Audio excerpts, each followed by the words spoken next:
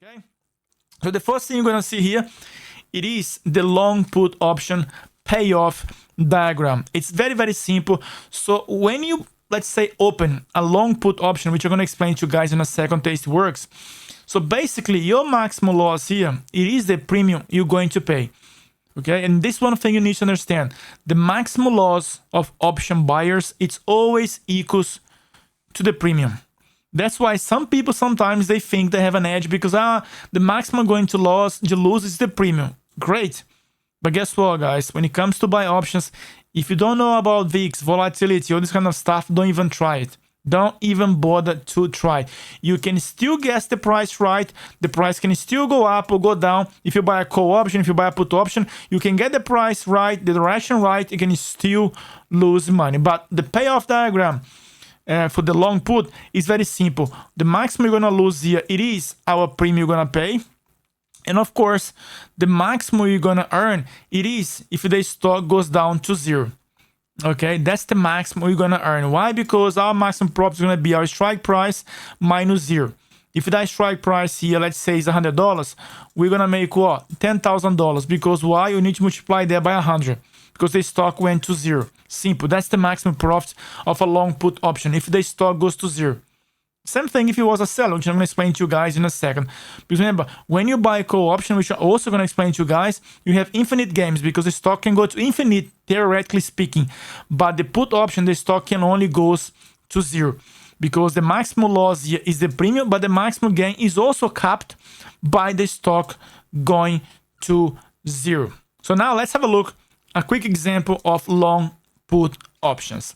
In this case, like I said to you guys, we're going to buy an option.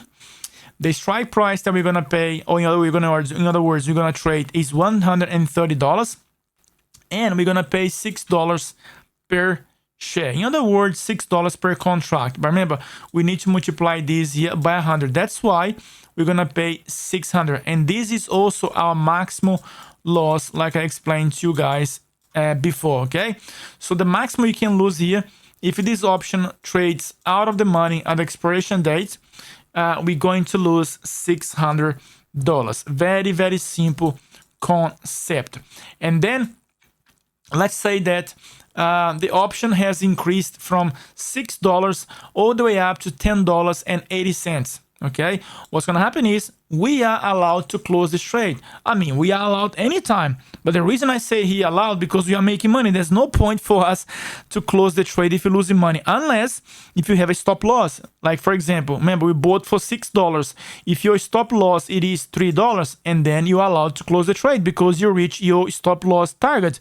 Simple. Okay, that's very simple calculation. But in this case here, the option went up to $10.80. We paid $6, so we're making here $4.80 per contract. So if you multiply by that, okay, if you multiply by 100, which is our option multiplier, remember, option trading course, go and learn, you're going to learn about these things. We are making $480, but we paid $600 to open the trade. We made $480. So basically, we made 80%. But remember, guys, this is, okay, this is at certain DTEs. We need to multiply that for the DTEs that we were in the trade. In other words, our DIT, that's days in the trade, to calculate our annualized rate of return. And this is the main thing you must learn. I'm talking about here straight away on the long put, because you're going to see short put, long call, and short call. Because your annualized rate of return is the main thing you need to learn. The main thing, because let's say you open the trade. When you open the trade, your maximum gain, it is 10%.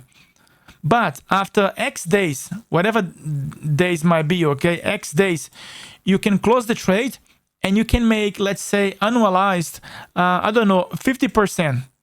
Guys, why are you going to stay in the trade? We already make more than 10%.